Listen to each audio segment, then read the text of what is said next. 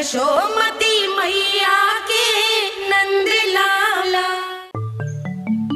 हे नारायण, आज मेरी प्रजा और मेरा लल्ला दोनों ही गहरे संकट से घिर गए। आपको मेरी सहायता करनी होगी।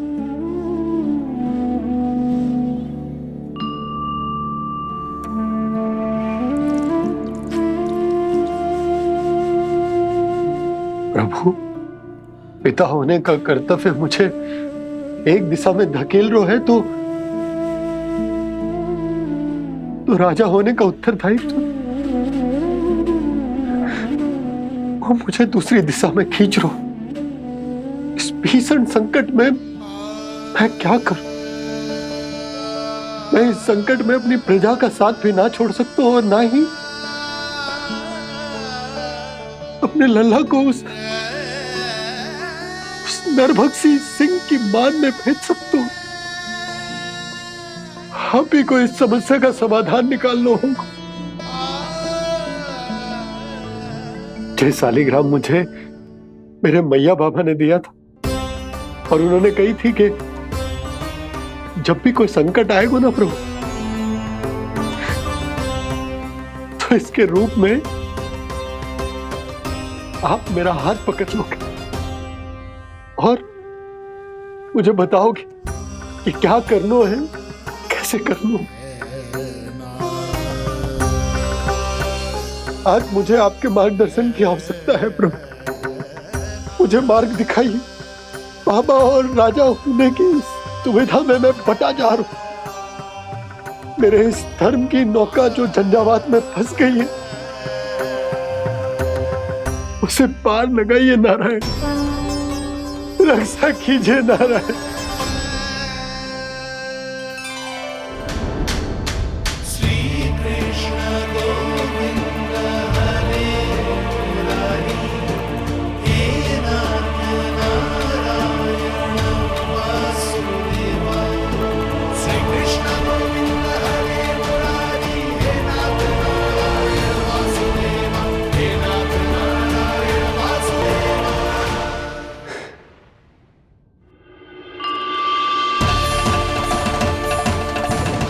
शालिग्राम यहीं तो रखा था मैंने। कहाँ गिर गया? कहाँ चला गया? मैंने तो यहीं रखो तो।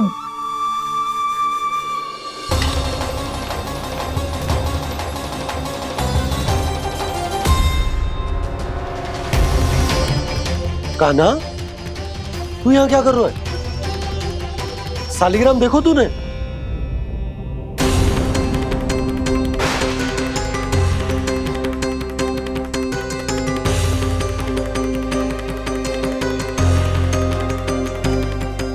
अच्छे, तेरे मुंह में क्या है? कान्हा, कहीं तूने शालिग्राम मुंह में तो ना ले लियो?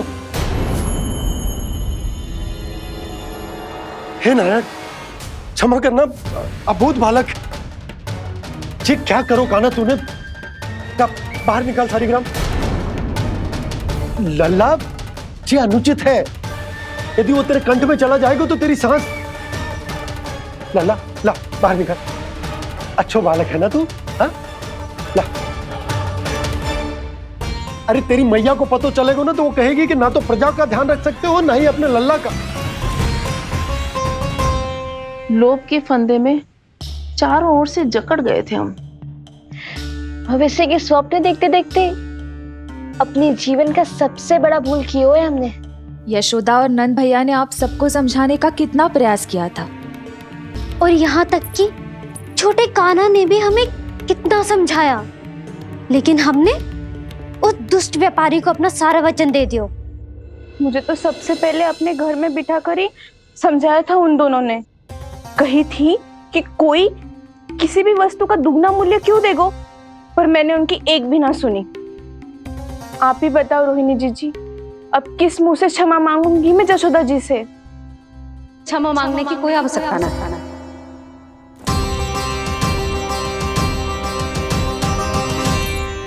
महत्वपूर्ण बात तो ये है कि तुम सबको अपनी भूल का आभास होगा और उसका पछतावा भी। पर अब तो बहुत देर हो गई है जसोदा जी, अब क्या होगा?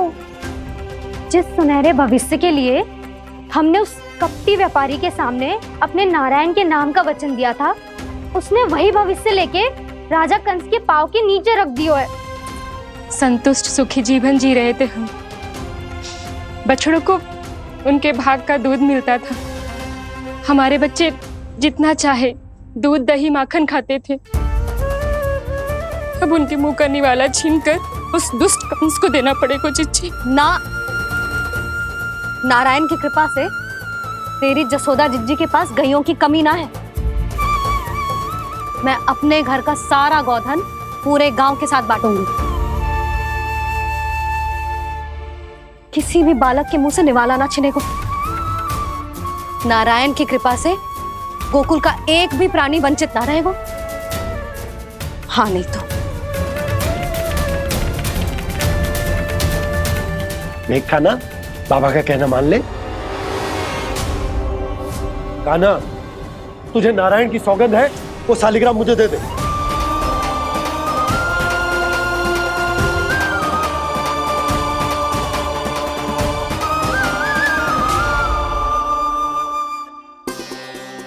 क्या करो लल्ला तूने?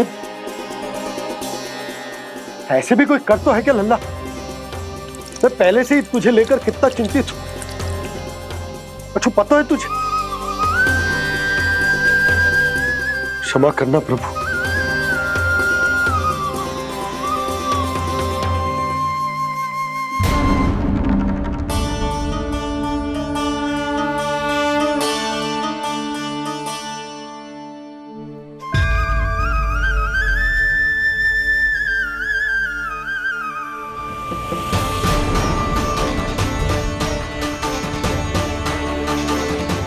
ये क्या कर रहे हो लल्ला? नारायण की मूर्ति कहाँ गई?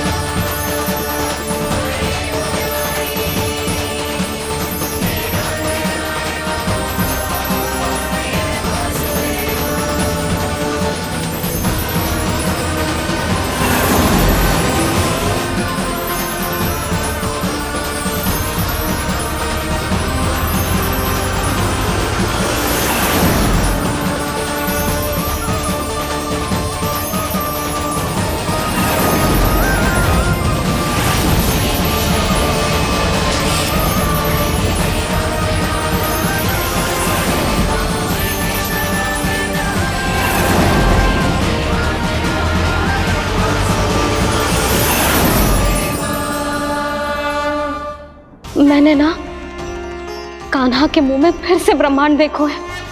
मैंने तो ये भी देखो कि श्री नारायण गोकुल में हर स्थान पे है। जहां देखो वही नारायण। जिनके मुख में त्रिभुवन है, जो सारी सृष्टि का संचालन करते, मैं उन्हीं की चिंता कर रहा था।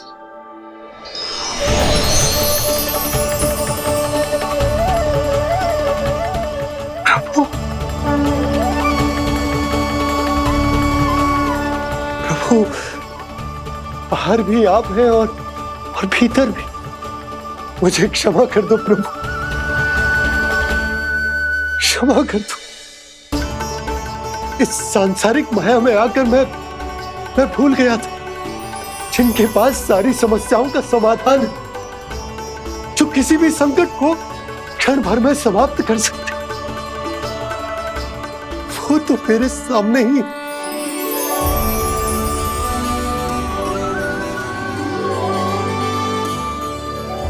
समस्या कैसी भी क्यों ना हो, चिंता समाधान नहीं, बाधा होती है।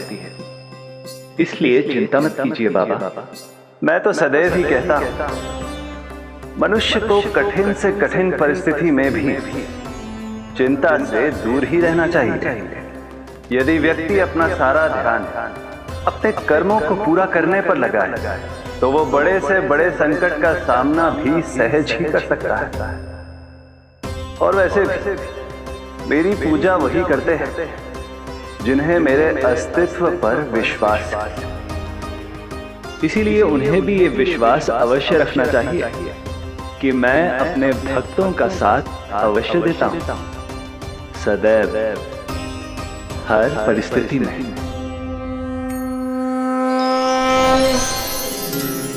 मैं आपके साथ ही हूँ बाबा।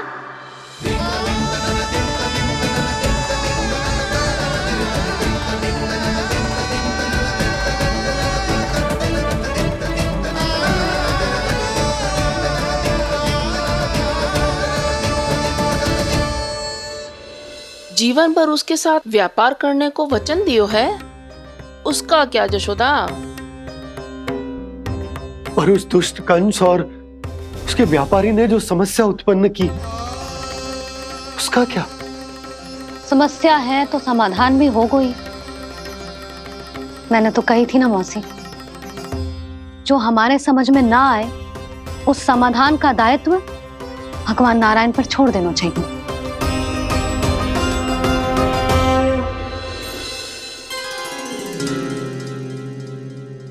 ये देखो,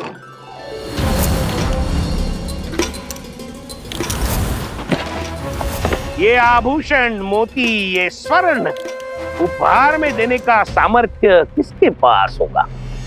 कंस महाराज, तुम देख लेना, मैं इस घर को महल बना दूंगा, सब झटक लूंगा। कान्हा, तुम तो अंतर्यामी हो, सब जानते।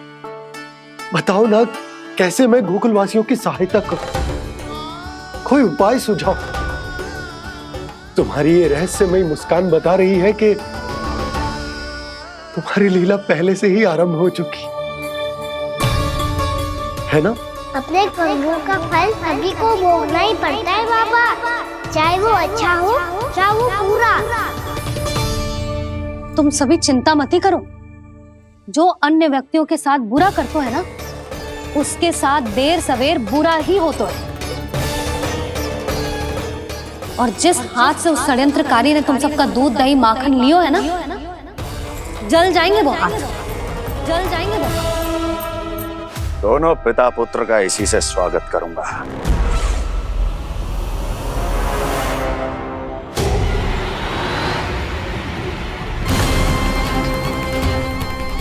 अचानक गदा में ताप कैसा? मेरे हाथ चल रहे हैं।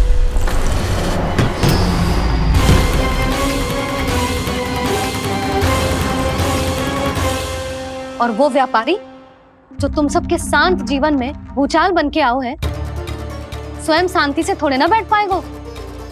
अरे उसके जीवन में उस षड्यंत्र से बहुत अधिक भयंकर भूचाल आएगा।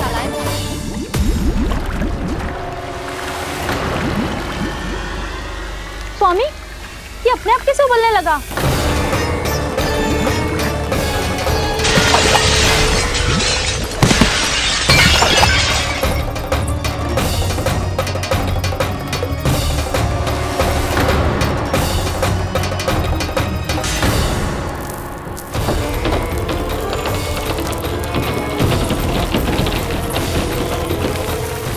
स्वामी, आप इस घर को महल बनाने का स्वप्न देख रहे थे, लेकिन ये खंडर बन गया। आप जिसके साथ मैत्री का संबंध स्थापित करके आए, वो कोई महान सम्राट नहीं, दुष्ट है। वो दुष्ट? उस व्यापारी ने दुष्ट कंस के साथ मिलकर भोले भाले गांव वालों का भोजन छीनो है ना। देखना उन दोनों के भोजन में कीड़े पड़ेंगे।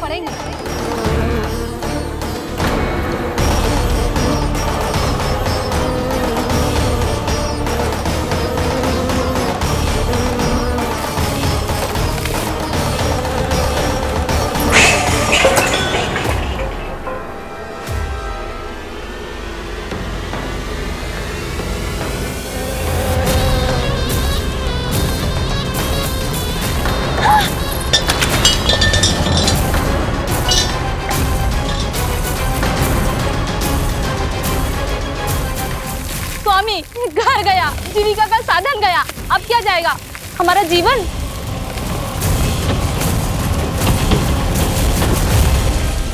महाराज कंस का उपहार, आभूषण वाला संदूक। उन दोनों ने मिलकर तुम सबका दूध दही माखन सच्चा धन छीनने का प्रयास करो है ना। अब देखना, उन दोनों का धन, उनके आभूषण सब लोहे के बन जाएंगे, कंकड़ पत्थर हो जाएंगे सब, कंकड़ पत्थर हो जाएंगे सब। ऐसा ही होगा मैया।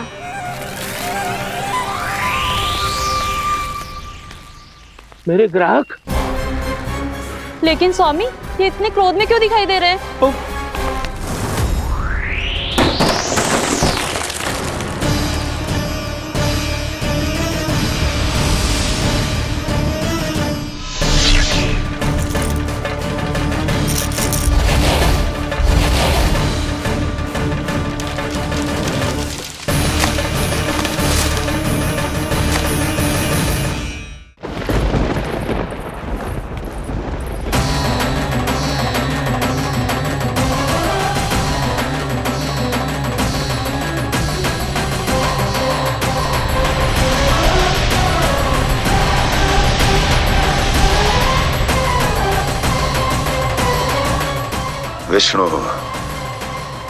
विष्णु ने किया है ये सब। कंस ने जो किया है उसका दंड वो अवश्य भोगेगा, उसका दंड वो अवश्य भोगेगा, दंड वो अवश्य भोगेगा।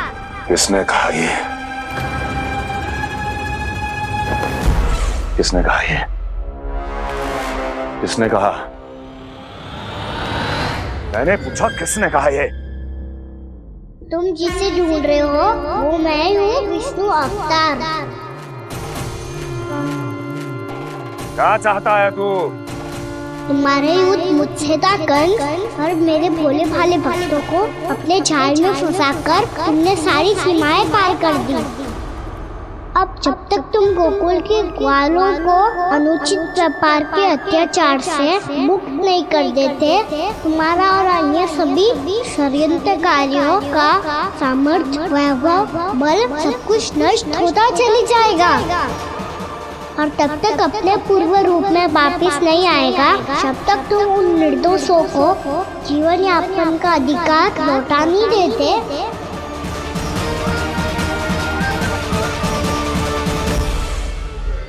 महाराज, दूध दही माखन सब कुछ पूरी तरह से सड़ गया है। महाराज, सारा अनाज, फल और सब्जियां सब नष्ट हो चुकी है महाराज। महाराज, महल का सारा पेयजल दूषित हो चुका है। छल है ये। ओ विष्णु अवतार हमें अपने माया जाल में फंसा रहा है। ऐसी सड़ी हुई मिठाइयां मैंने आज तक नहीं खाई हैं। खोए की नहीं, पत्थर की बनी है ये, उससे भी कड़ी है तुम्हारी ये मिठाइयां। आज के बाद कभी मिठाई नहीं लेंगे।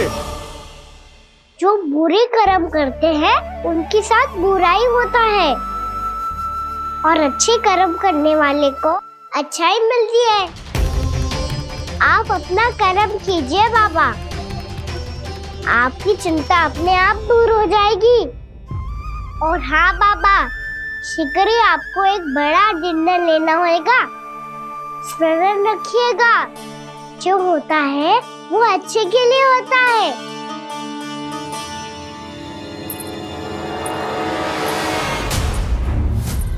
बाबा, मैया आ रही है, क्या करूं?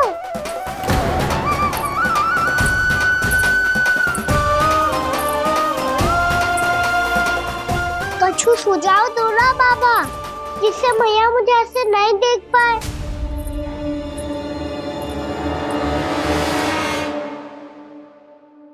सुनो जी, आपने पुकार लगाई थी क्या?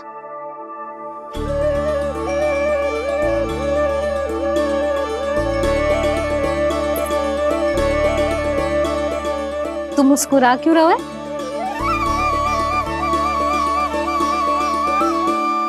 और आप भी बदले बदले से दिख रहे हो। पूजा करके तनिक शांति मिली ना? शांति ही नहीं यशोदा, प्रभु नारायण ने मुझे समस्या को समाधान भी दे दिया। मैं बस अपना कर्म करूं। कल कंस से मिलने मथुरा जाऊंगा मैं। उस दुष्ट अत्याचारी से मिलने जाओगे आप? ना ना, मैं आपको उससे मिलने ना दूंगी। देखो ना आपने कैसे हमारे गांव वालों को फंसाओ है उसने। अवश्य ही आपको भी उसी उद्देश्य से बुला रहा है। बता रहे हैं प्रभु? कुछ देर पहले ही तो मैया सभी को मुझ पर अर्थात श्री नारायण पर विश्वास करने की सीख देकर आई है। अब देखो स्वयं भी चिंता करी है ये। चिंता मत ही करो यशोदा, मुझे श्री नारायण किसी भी जाल में ना फंसने देंगे। वो तो यही है हमारे साथ। यही है, इसका क्या अर्थ है जी? तुमने कही थी ना कि तुमने उन्हें हर जगह देखो, हमारे घर में, गोकुल में, तो इसीलिए तुम चिंता ना करो, मुझे अपना कर्तव्य करने दो। कल भोर होते ही मैं मथुरा निकल जाऊंगा। पता तो चले वो हमसे चाहतो क्या है।